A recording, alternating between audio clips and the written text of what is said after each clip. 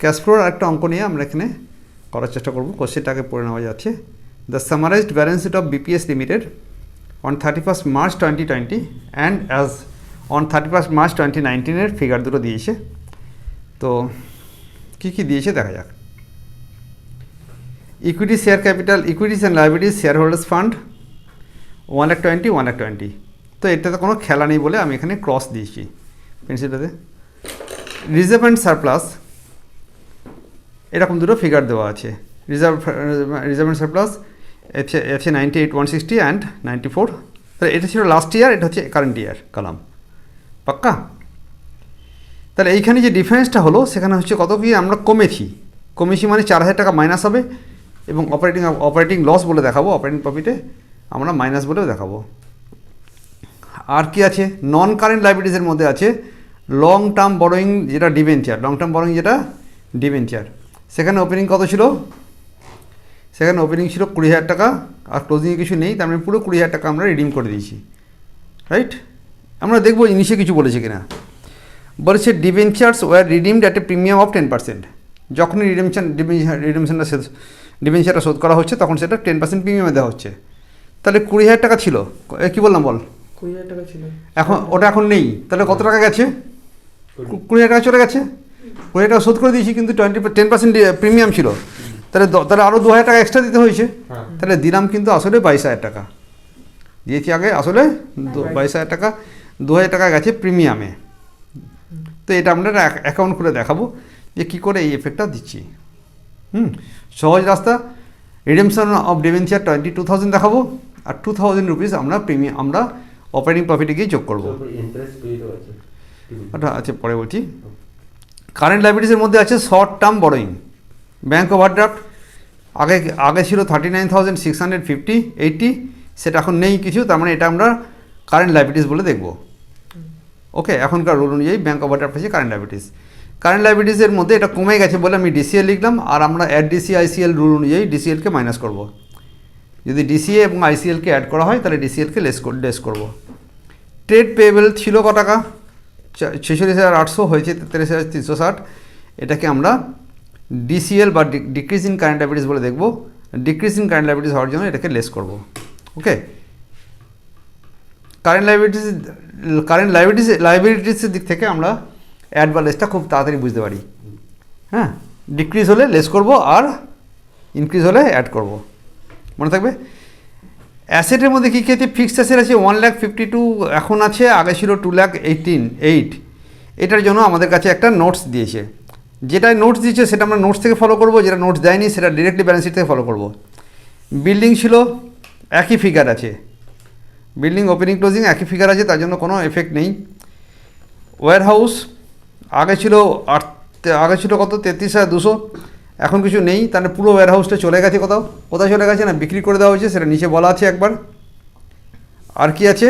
মেশিনারিতে less depreciation দেওয়া আছে, আগের বারে ছিল 78,000, এখন আছে 56,000। নিচের কাহিনিগুলো একবার পড়া যাক। এই যখন অঙ্কটা বলছি তখন একবার খাতায় টুকে নিবি। No machinery was purchased and sold, সারা বছরে কোনো মেশিন বিক্রি বাট্টা হয়নি। তার মানে মেশিন যে কমছে বাড়ছে সেটা অনলি ডিউ টু ডেপ্রিসিয়েশন। এর মানে হচ্ছে এই যে মেশিনের জন্য যা কমেছে সেটা অনলি ডিউ টু বাড়ে তো নেই, বরং কমেছে এটা ডেপ্রিসিয়েশন। তো এটা মাইনাস করবো করে ডেপ্রিসিয়েশন চলে যাবো। খুব সিম্পল আইডিয়া। ওয়্যার হাউস বিক্রি করে লাভ হয়েছিল 2,960 টাকা, লস হয়েছিল 2,960 টাকা। তাহলে ওয়্যার হাউস যে সেল হয়েছে বলেছি আমি, তাতে 2,960 টাকা লস হয়েছে। আর ইন্টারেস্ট পেড হয়েছে সারা বছরে, ডিবেঞ্চার ইন্টারেস্ট পে করা হয়েছে 1,600 টাকা, যেটা কিনা অ্যাকাউন্টে কথা দেখানো নেই। এটাকে আমরা বলি এক্সট্রা পেমেন্ট। এবং debenture were redeemed at a premium of 10%, সেটা আমি একটু আগে বুঝিয়েছি। আমাকে বলেছে প্রিপেয়ার ক্যাশ ফ্লো। তো এই অঙ্কটা আমরা এখন বোর্ডে করার চেষ্টা করব। ওকে, পুরোটা একবার দেখিয়ে দিচ্ছি, দরকার লাগলে স্ক্রিনশট নিয়ে এটা কপি করবি। তো আমরা প্রথমে একটা এরকমভাবে ছক করবো, ডাবল কলম ছকটা হবে। হ্যাঁ, দুটো কলম দিয়ে করব। দিয়ে প্রথমে কি অ্যাক্টিভিটি হয় বল? অপারেটিং অ্যাক্টিভিটি, তারপরে ইনভেস্টিং অ্যাক্টিভিটি। আমরা একটু ছোটো লেখার চেষ্টা করব। হ্যাঁ, তারপরে ইনভেস্টিং অ্যাক্টিভিটি, তারপরে কি বলেছিলাম? ফিন অ্যাক্টিভিটি, এই তো কাজ নাকি? এবার তুই একটা একটা করে আইটেম কর, যেটা শিডিউলে থাকবে সেটা শিডিউল থেকে বলবি, যেটা যেটা শিডিউল নেই সেটা ডিরেক্ট বলবি। First of all share capital কত আছে? 1,20,000 তো কোনো অ্যাকশন নেই বলে ফিন অ্যাক্টিভিটিতে কোনো খেলা হলো না, না হলে কিন্তু এখানে শেয়ার ক্যাপিটাল হতো। আর বলে রাখি, এখানে আমি বলেছিলাম শেয়ার ডিবেঞ্চার বন্ড, এখানটা কি বলছিলাম? Share debenture loan. Share debenture loan, আর এখানে হচ্ছে ফিক্সড অ্যাসেটগুলো প্লাস মাইনাস। পাকা এটুকু মনে আছে তো? আর নিশ্চয়ই এখানে আমরা প্রথমে আমরা প্রফিট বা লস লিখবো তো, PL for the year, TPL for the year, একটা কিছু লিখবো, চলবে? বল আমাকে এবার অঙ্কটাতে ফার্স্টে আছে শেয়ার ক্যাপিটালে কোনো খেলা নেই, নো খেলা। পরেরটা reserve and surplus is nothing but PL. যদি তলাতে কোনো না শিডিউল থাকে, এখানে অঙ্কটা কোনো শিডিউল নেই, তার রিজার্ভ অ্যান্ড সারপ্লাস, এবং সেক্ষেত্রে যে ডিফারেন্সটা হয়েছে লাস্ট ইয়ার থেকে এবছর ডিফারেন্স করে কত হয়েছে? -4,000। তো এটাকে -4,000 লিখবি। পরের পয়েন্ট, লং টার্ম বরোইং ব্যাকেটে লেখা আছে ডিবেঞ্চার, তাই না? 20,000 টাকা ছিল, ওটা এখন নেই। তাহলে আমি একটা ছোট্ট করে ডিবেঞ্চার অ্যাকাউন্ট খুলে দেখাই, রাইট? ডিবেঞ্চার অ্যাকাউন্টে ওপেনিং ব্যালেন্সে কত ছিল? 20,000 টাকা, আর এখন কিছু নেই, এটুকু বোঝা গেছে? আমি কি নিচে তলার জায়গাটা পড়ে বলে দেবো একবারে এখনই? করছি যখন বলেই দিই। হ্যাঁ, বলছে ডিবেঞ্চারটা তার মানে শোধ হয়ে গেছে। এখানে সিঁড়িতে কিছু নেই তো? সিঁড়িতে নেই আছে? হ্যাঁ, সিঁড়িতে নেই তো? সিঁড়িতে না থাকার জন্য তুইও কথা বলবি। সিঁড়িতে না থাকার জন্য কি হলো? এই 20,000 টাকাটা এখানে নেই, মানে পুরোটা শোধ হয়ে গেছে। কিন্তু শোধ যখন করেছে ও 10% প্রিমিয়ামে দিয়েছে, তাহলে আমার এখানে টু ব্যাংক বলে যে শোধ করলাম সেটা কিন্তু 22,000 টাকা দিলাম, রাইট? তাহলে 2,000 টাকা প্রিমিয়াম। 2,000 টাকাটা কি? এটা প্রিমিয়াম, রিডেমশন প্রিমিয়াম, আমরা রেড প্রেম বলি আমরা ছোট করে। Premium on redemption, premium on. তুই বলবি অ্যাকাউন্টটা না খুলে কী করে করা যেত? তাহলে মুখস্থ করতে হবে ভাই, রেড প্রেমটা যেটা হবে সেটা প্রিমিয়ামটা আমার কাছে কী হয়ে যাবে, পিএল এর সঙ্গে যোগ করে দেবো, আর পেমেন্টে 22,000 টাকা দেখাবো। তাহলে এটা হচ্ছে একটা তোমাকে হেল্প করছে। তাহলে এটা পিএল এ এটাকে কী করবো আমরা? পিএল অ্যাড করবো, মানে অপারেটিংয়ে অ্যাড করবো, মানে অপারেটিংয়ে অ্যাড করবো, আর এটা ফিন অ্যাক্টিভিটিতে মাইনাস করবো। চলবে না? তা আরামসে করো এখানে, অ্যাড রিডেমশন প্রিমিয়াম 2,000 টাকা প্লাস হলো, চলবে? আর ফিন অ্যাক্টিভিটিতে কী করবো? রিডেমশন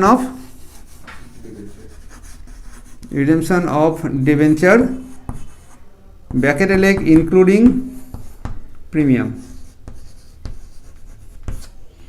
22,000 টাকা ব্র্যাকেট, চলে গেছে। পর point, short term borrowing bank overdraft. Bank ওভারড্রাফটকে আগে ক্যাশ অ্যান্ড ক্যাশ ইকুইভ্যালেন্টের আন্ডারে ধরা হতো, কিন্তু এখনকার রুল অনুযায়ী এখন স্ট্যান্ডার্ড বলছে আমাকে যে ব্যাংক ওভারড্রাফট একটা কারেন্ট লায়াবিলিটিস।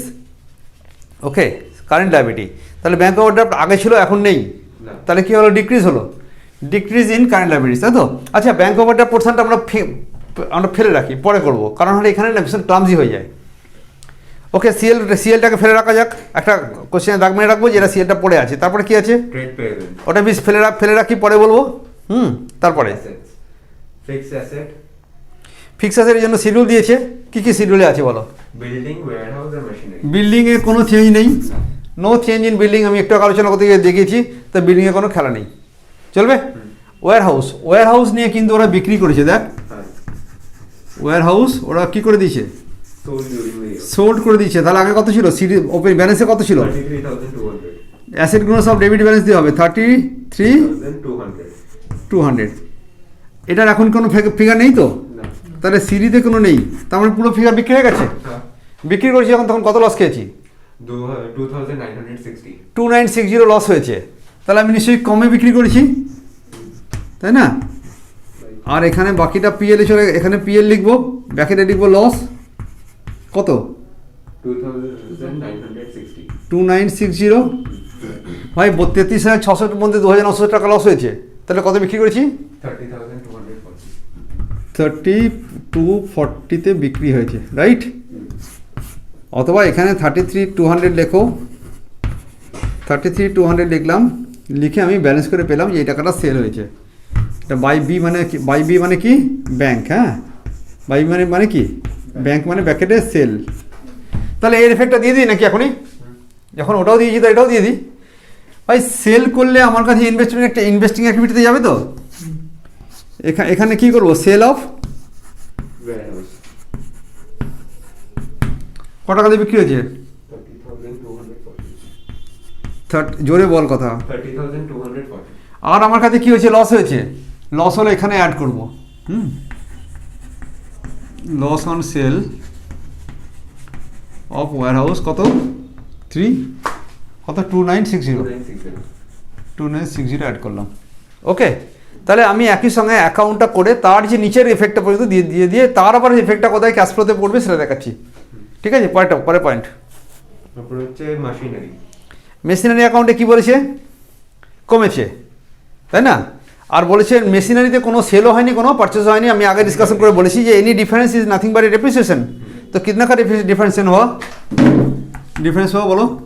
22,400 তো ডেপ্রিসিয়েশন অন মেশিনারি, ওখান থেকে ওটা মাইনাস করে পেয়েছি, হ্যাঁ কত 22,400 22,000। শিওর তো? অনেক বেশি পরিমাণ টাকা আমার ক্লোজিং থেকে, আমার ওপেনিং থেকে আমার ক্লোজিংকে মাইনাস করে যেটা পেয়েছি সেটাকে লিখে দিলাম, রাইট? এটা ভি অ্যাড হলো। পরে পয়েন্ট, তারপরে ইনভেন্টরি ইনভেন্টরি তো কারেন্ট অ্যাসেট, ওটা পরে লিখবো। তারপরে ট্রেড রিসিভেবলস, এটা কারেন্ট অ্যাসেট, এটা পরে লিখবো। নিচের গল্পগুলো প্রথম থেকে পরে সবটা পড়া যাক আবার। 1 নম্বর পয়েন্টে বলেছে no machinery was sold and purchase, অতএব মেশিনারি গল্প যা করা হয়ে গেছে। পরে point, warehouse was sold during the year at a loss of ওটা করা হয়ে গেছে। পরের point, debenture interest paid during the year এটা একটা গল্প। ডিবেঞ্চার ইন্টারেস্ট 1600 টাকা দেওয়া হয়েছে, তাই তো? ডিবেঞ্চার ইন্টারেস্ট পেমেন্ট যেটা বলছে, দেখ দুটো জিনিস বলে রাখি। একটা হচ্ছে ডিভিডেন্ড দিয়েছি ডিরেক্ট লেভেলে, প্রপোজ ডিভিডেন্ড না, ডিভিডেন্ড অর ডিবেঞ্চার ইন্টারেস্ট, কোনো একটা টাকা দিয়ে দিয়েছে 1600 টাকা। এটাও দিতে পারতো কিছু একটা, এই নামেও দিতে পারতো, ইকুইটি ডিভিডেন্ড পাক্কা না, preference dividend, what ever may be the dividend. এইটাকে আমরা বলি ইপি। কি বলি, কি বলি? EP ইপি মানে কি কথা, extra payment. That payment is not shown in the balance sheet. Balance sheet মে 1600 টাকা কত দেখানো নি, দেখতে। তার মানে কি হয়েছে, it is out of balance sheet, you have to pay it, out of balance sheet you have paid it, তাই না? এটার জন্য এটা নাম দিলাম কি আমরা, EP এক্সট্রা পেমেন্ট বা ইপি। আমি ছোটো করে একে ইপি বলি। ইপি মানে একটা সিম্পল থিম বলে দিই, হ্যাঁ? সিম্পল থিম হচ্ছে যে টু ব্যাংক বাই পিএল। কি বললাম, টু ব্যাংক বাই পিএল, বল by PL বলে যা, to bank by PL, to bank বলে যাবে 10 বার, জোরে জোরে চেঁচিয়ে, রেকর্ডিং হবে না, না? To bank by PL, to bank by PL, to bank by PL. ভাই টু ব্যাংক বাই পিএল কোন অ্যাকাউন্টে গিয়ে, না আমি যদি এটা ডিবেঞ্চার ইন্টারেস্ট এখন খুলতাম তাহলে টু ব্যাংক বাই পিএল লিখতাম, চলবে? তো আমি মনে করলাম ডিবেঞ্চার ইন্টারেস্ট এখন খুলে ফেলেছি একটা, হ্যাঁ? কিতনা দিয়া হাউ মাচ অ্যামাউন্ট ওয়াজ দেয়ার, হ্যাঁ বল। এটাকে আমরা ইপি নাম দিলাম, মনে থাকবে তো? আমি নাম দিয়েছি ইপি। তো এখানে কি লিখবি, টু ব্যাংক লিখবি তো? কি লিখবি বল, কত টাকা? আর এখানে কি লিখবি, বাই পিএল 1600 টাকা। বাই পিএল যেগুলো বাই পিএল হয় না সেগুলো সব যোগ হয়, হ্যাঁ? সেগুলো সব কি হয়, সেগুলো যোগ হবে। তা কোথায় যোগ হবে, এটা অপারেটিংয়ে গিয়ে যোগ হবে, রাইট?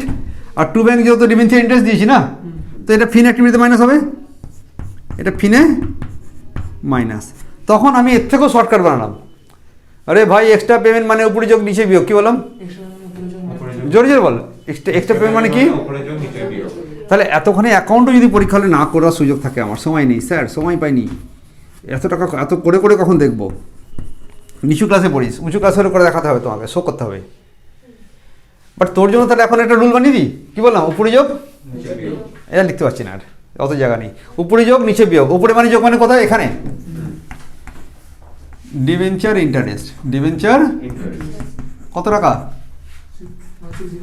1600 রুপিস যোগ করলাম, নিচে বিয়োগ মানে এখানে ফিন অ্যাক্টিভিটিতে বিয়োগ,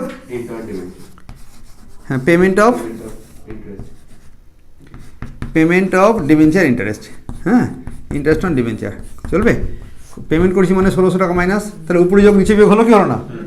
হ্যাঁ, একটা সহজ রুল বললাম, সস্তা রুল বললাম, খুব ভালো করে বলেছি বলে আমার মনে হচ্ছে এটা এইটাই ম্যাটারটা হতে পারতো। ইকুইটি ডিভিডেন্ড বা প্রেফারেন্স ডিভিডেন্ড হলে এটাই করবে। পরের পয়েন্ট কি আছে, তারপরে হচ্ছে শর্ট টার্ম বরোইং। না নিচে আরেকটা কি বলা আছে না, ও debenture was paid out of 10% premium, সেটা তো করা হয়ে গেছে। এবার শুধু আমার পড়ে আছে কোনটা কোনটা, সিএ আর সিএল পড়ে আছে। আমি সিএ সিএলটা খেলে দিই। হ্যাঁ বল 1 নম্বর পয়েন্টে কি আছে? সিএলএ সিএলএ সিএলএ হ্যাঁ শর্ট টার্ম বড়ই আছে। ব্যাংক ওভারড্রাফট, তাই তো? শর্ট টার্ম বড়, তাহলে এই পর্যন্ত করে আমি একবার যোগ করবো। একবার যোগ কর, ভুল করবি না। হ্যাঁ -4000 টাকা দিয়ে শুরু করবি। হ্যাঁ এই দেখ, এই করবা তুই দুজনে কর। -4000 প্লাস 2000, এটা প্লাস এটা প্লাস এটা প্লাস।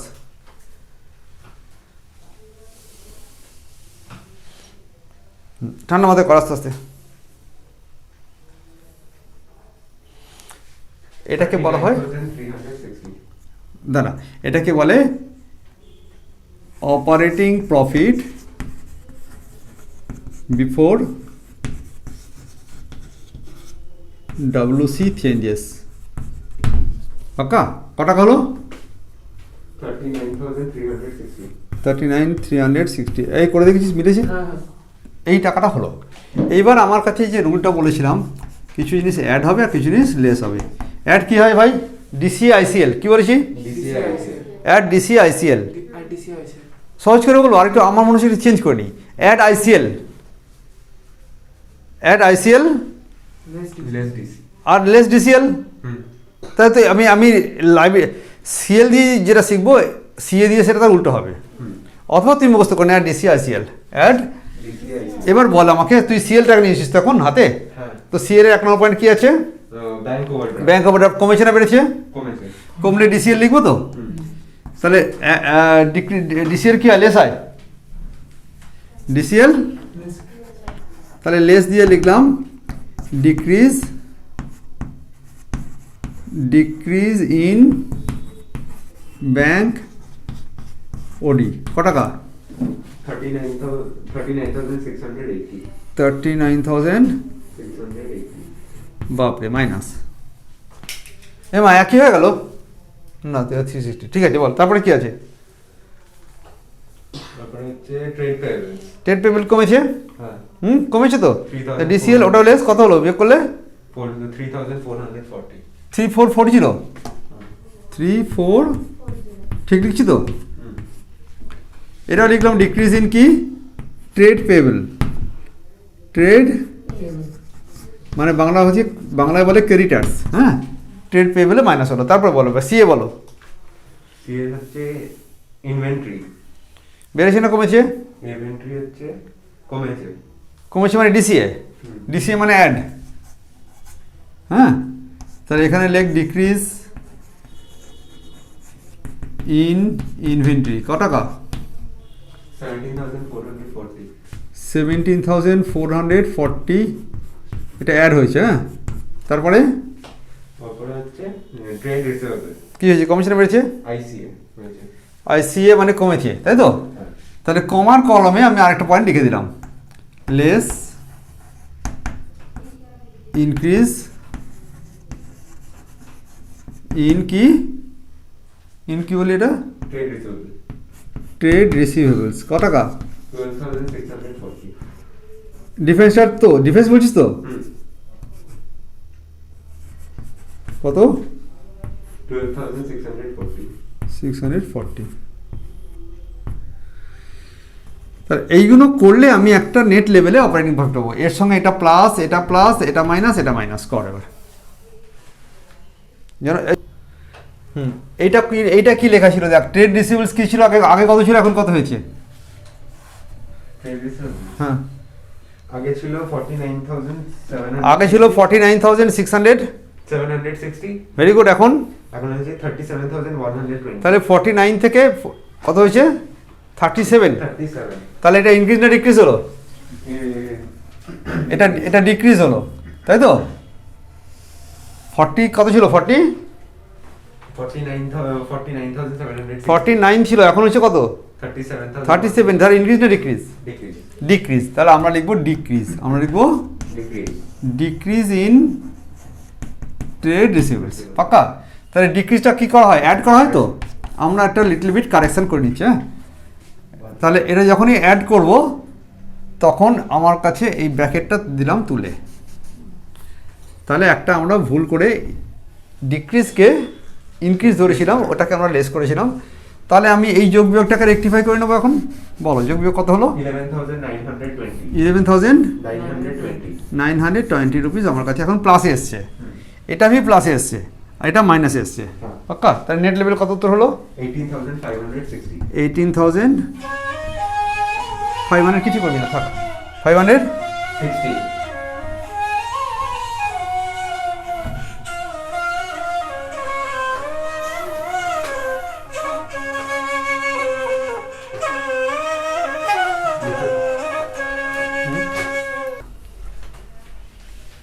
তাহলে 18,560 ইজ মাই নেট রেজাল্ট। হ্যাঁ, এর সঙ্গে কী করতে বলি আমরা? অ্যাড করব কি? Add opening cash and cash equivalent, opening C and C equi, right? এটা এখানে নীল দেওয়া আছে, তাই তো? আর ক্লোজিংয়ে কত দেওয়া আছে? সেই ক্লোজিংটার সঙ্গে মিলতে হবে। Closing cash and cash equivalent অঙ্কে দেওয়া আছে ক্লোজিং 18,560। তাহলে আমার নেট রেজাল্ট সঙ্গে মিলে গেল, the sum is over, fine. তাহলে এই ডিক্রিজ ইনক্রিজগুলো কিন্তু you must be very careful. আমাদের করতে গিয়ে কোনোভাবে একটু ভুল হয়েছিল, সেই ব্যাপারটা ঠিক করলে অঙ্ক হয়ে যাবে। ওকে, সাম ইজ ওভার নাও, চলো।